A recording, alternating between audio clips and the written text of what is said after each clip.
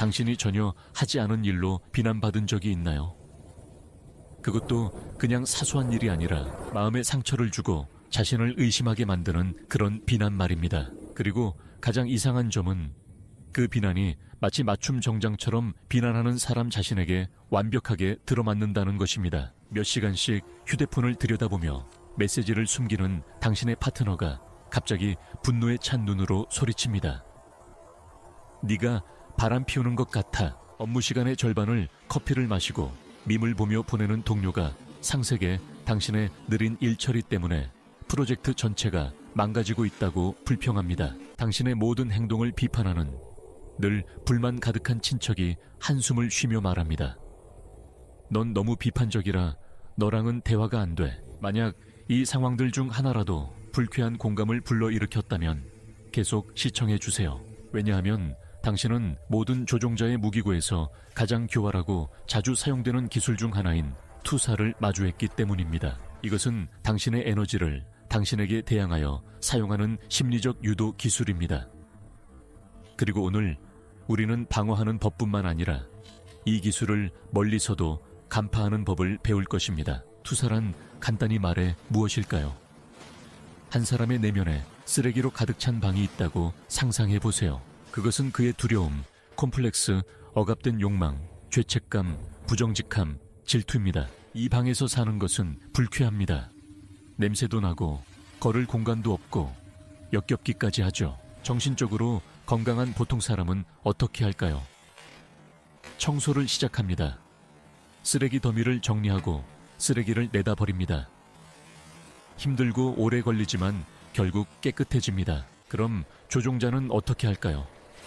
그는 더 쉬운 길을 찾습니다. 그는 당신의 내면 세계로 통하는 창문을 활짝 열고 자신의 모든 쓰레기를 체계적으로 당신에게 던지기 시작합니다. 그리고는 창문을 닫고 안도의 한숨을 쉬며 말합니다. 휴, 나는 정말 깨끗하고 좋은 사람이야. 그런데 저 사람 안은 진짜 쓰레기장이네. 그리고 당신은 어리둥절한 채로 남의 쓰레기 더미 한가운데 서서 이게 어디서 왔는지조차 이해하지 못합니다. 당신은 그것을 자신의 것으로 착각하고 파헤치기 시작합니다. 어쩌면 내가 정말 게으른 걸까? 내가 정말 감사할 줄 모르는 이기주의자인가? 이 과정을 내사라고 합니다. 당신은 다른 사람의 의견을 내면으로 받아들여 자신의 일부로 만드는 것입니다. 당신은 변명하고 증명하고 고치려고 노력하면서 엄청난 양의 정신적 에너지를 소모합니다. 당신은 죄책감, 수치심, 혼란을 느낍니다. 당신의 자존감은 바닥으로 떨어집니다. 그럼 조종자는 그는 활짝 피어납니다. 그는 내면의 긴장을 당신에게 전가함으로써 해소했습니다. 그는 당신을 희생시켜 자신을 정화했을 뿐만 아니라 당신에 대한 지배력까지 얻었습니다.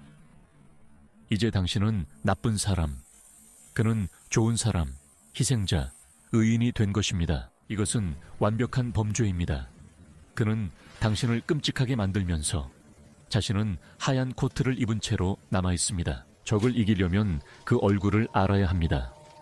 이 재앙은 대체 어디서 온 것일까요? 투사의 개념은 지그문트 프로이트에 의해 심리학에 도입되었고 나중에 그에 따랐나 프로이트에 의해 발전되었습니다. 원래 이것은 악의적인 의도가 아니라 무의식적인 정신의 방어 기제입니다. 우리 각자에게는 칼 융기 그림자라고 불렀던 성격의 일부가 있습니다. 그림자 속에는 우리가 우리의 문화와 교육의 틀 안에서 나쁘다, 받아들일 수 없다, 부끄럽다고 여기는 모든 자질들이 저장되어 있습니다. 질투, 탐욕, 공격성, 게으름, 정욕, 비겁함, 이 모든 것이 그림자 속에 살아 있습니다. 자신에게서 이러한 자질을 인정하는 것은 매우 고통스럽습니다.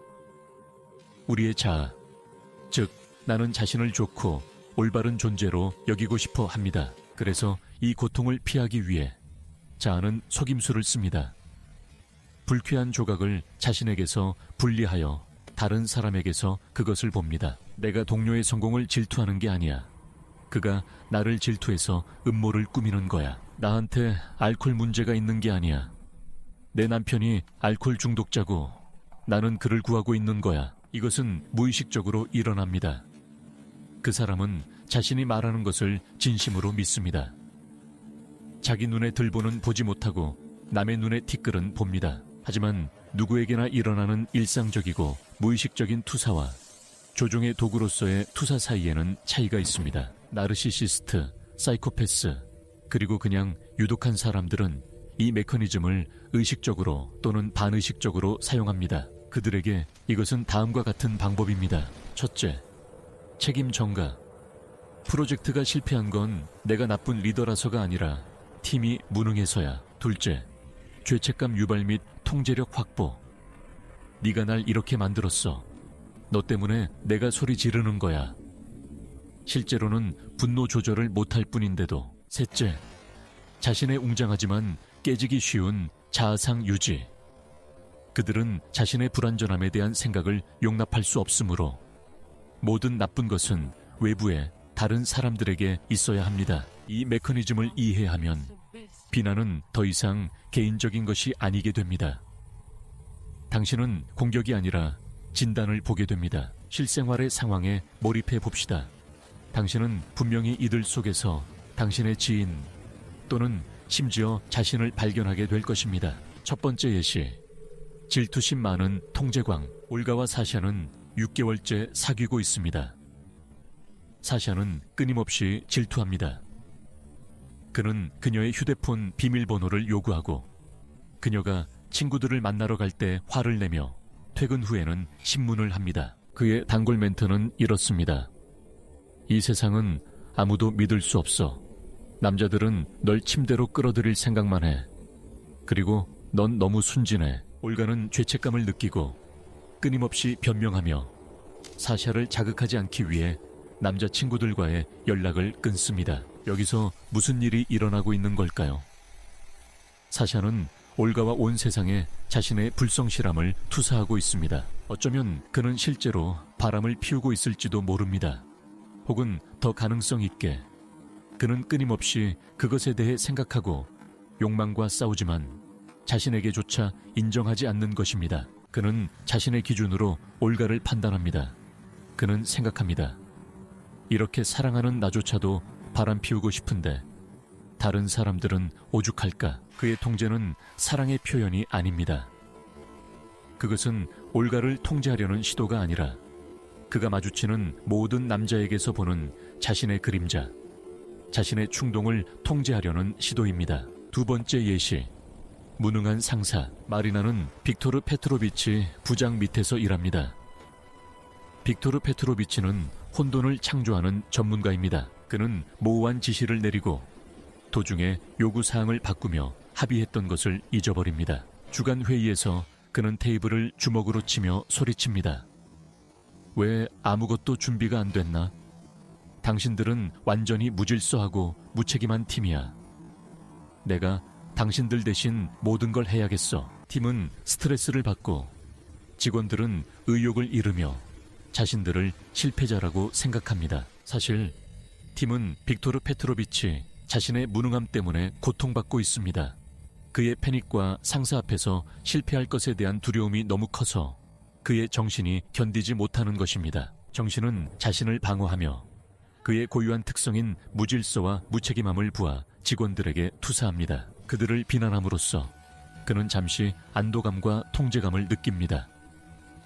그는 자신의 불안을 그들에게 전가하여 그들이 나쁜 직원이라고 느끼게 만듭니다. 세 번째 예시.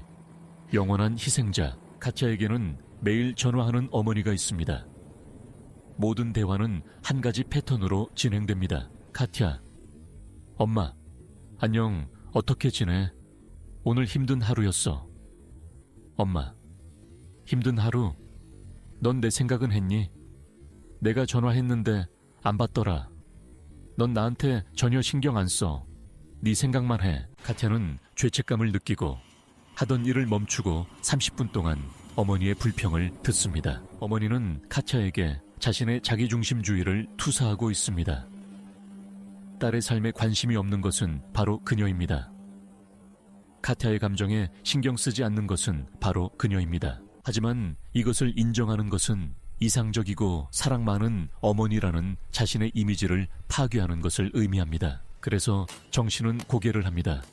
내가 이기적인 게 아니라 내 딸이 감사할 줄 모르는 이기주의자고 나는 그녀의 희생양이야. 이것은 그녀가 불쾌한 진실을 피하게 할 뿐만 아니라 죄책감을 통한 조종으로 딸로부터 관심과 보살핌을 얻게 해줍니다. 네 번째 예시, 도덕적 십자군. 스베틀라나는 사무실의 주요 가십거리입니다. 그녀는 모든 사람에 대해 모든 것을 알고 있으며 비난할 기회를 놓치지 않습니다. 이르카의 드레스 봤어? 저속해. 난 절대 저런 거 안 입어. 그리고 페트로프는 또 휴가를 간대. 분수에 맞지 않게 살아.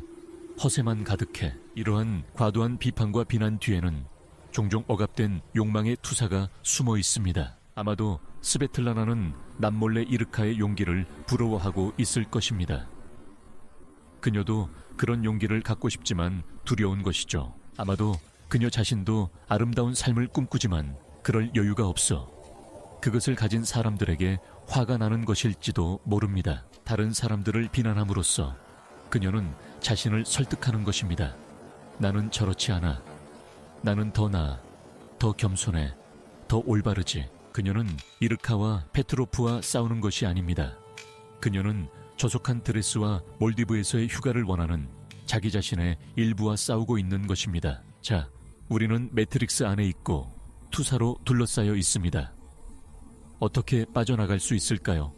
명확한 탈출 계획이 필요합니다. 이것은 조종자를 바꾸려는 것이 아닙니다. 그런 일은 일어나지 않을 겁니다.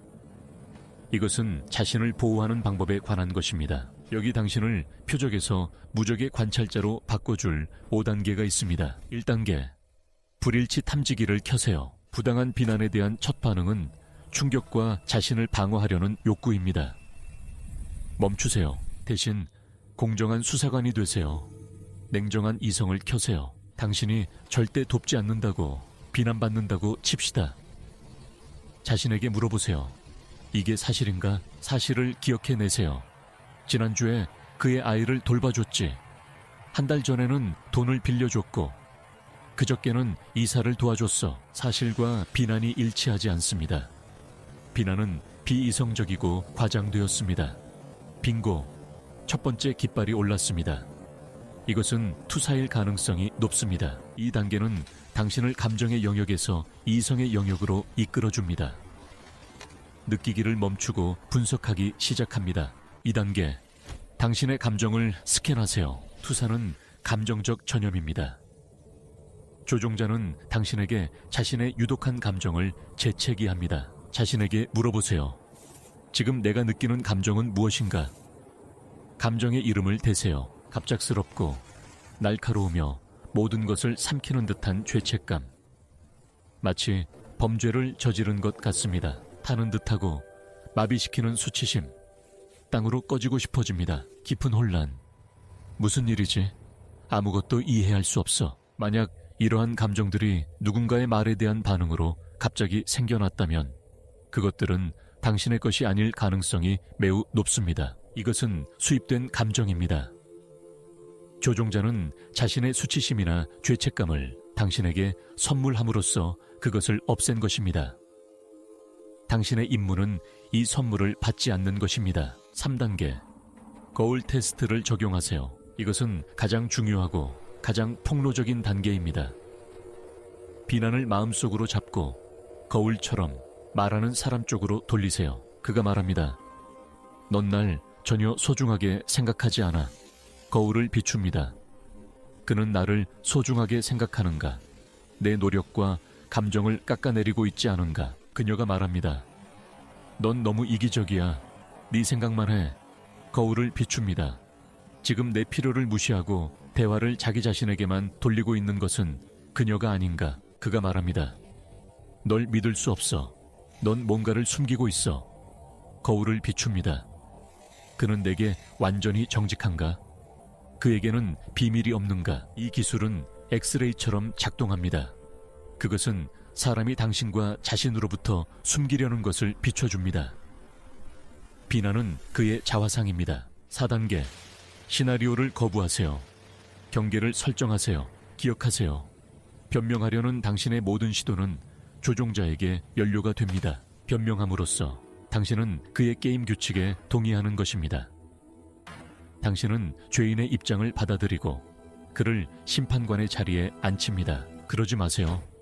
시나리오를 깨뜨리세요. 게임에서 나오세요. 조종자에게 지루하고 흥미롭지 않은 존재가 되는 회색 돌 기법을 사용하세요.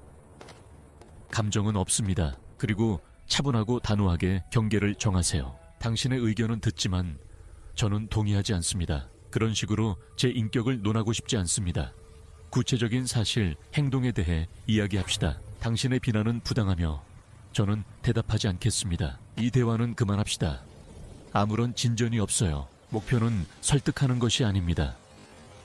목표는 당신이 그의 부정적인 감정을 담는 그릇이 되지 않을 것임을 보여주는 것입니다. 벽, 끝, 5단계. 정신적 방패를 만드세요. 감정적 분리, 마지막이자 가장 중요한 단계는 내면의 작업입니다. 당신은 세포 수준에서 이해하고 느껴야 합니다. 이것은 당신에 관한 것이 아니다. 사람이 투사할 때 그는 당신을 보는 것이 아닙니다. 그는 거울을 보고 있지만 거기서 당신의 얼굴을 봅니다. 그는 자신의 그림자, 자신의 내면의 악마, 자신의 두려움과 대화하고 있습니다. 당신은 단지 스크린일 뿐입니다. 이것을 시각화하세요. 당신과 그 사람 사이에 유리벽이 있다고 상상하세요. 당신은 그를 보고 그의 말을 듣지만 그것들은 당신에게 닿을 수 없습니다. 그것들은 당신을 더럽히지 않고 유리를 따라 흘러내리는 진흙과 같습니다. 마음속으로 만트라처럼 반복하세요. 이것은 그의 쓰레기지, 내 것이 아니다. 이것은 그의 감정이지, 내 것이 아니다. 나는 이것을 받기를 거부한다. 이 연습은 시간이 지남에 따라 견고한 심리적 갑옷을 만들어줍니다. 투사를 인식하는 능력은 단순히 대중심리학의 또 다른 라이프핵이 아닙니다. 이것은 정신건강의 기본 기술입니다. 이것은 식용버섯과 독버섯을 구별하는 법을 배우는 것과 같습니다. 생명과 직결됩니다. 당신은 주변 사람들을 위한 감정 쓰레기통이 되는 것을 멈춥니다. 당신은 당신 자신, 당신의 목표, 그리고 당신을 진정으로 소중히 여기는 사람들을 위해 당신의 에너지를 보존합니다. 당신은 사람들의 말 뒤에 숨은 진정한 동기를 보기 시작하고 이것은 당신에게 엄청난 이점을 줍니다. 투사를 이해한다고 해서 당신이 냉소적으로 변하는 것은 아닙니다. 오히려 그것은 당신에게 약간의 연민을 줄 수 있습니다. 공격적인 비난 뒤에는 종종 깊은 고통과 자기 자신과 마주하기를 꺼리는 마음이 있다는 것을 이해하게 됩니다. 하지만 연민이 용서와 같은 것은 아닙니다. 당신의 가장 큰 책임은 당신의 정신 건강입니다. 그러니 다음에 누군가 당신에게 자신의 물건이든 꾸러미를 건네려고 할 때 숨을 들이쉬세요. 5단계를 통해 상황을 점검하세요. 그리고 정중하지만 단호하게 그 소포를 거절하세요. 자신에게 말하세요. 고맙지만 이건 내 짐이 아니야. 나는 이걸 들지 않을 거야. 왜냐하면 당신의 내면 공간은 당신이 가진 가장 소중한 것이기 때문입니다. 그리고 그 안에 무엇을 들여놓을지 결정하는 것은 오직 당신뿐입니다. 깨끗함과 빛, 아니면 남의 악취 나는 쓰레기. 선택은 당신의 몫입니다.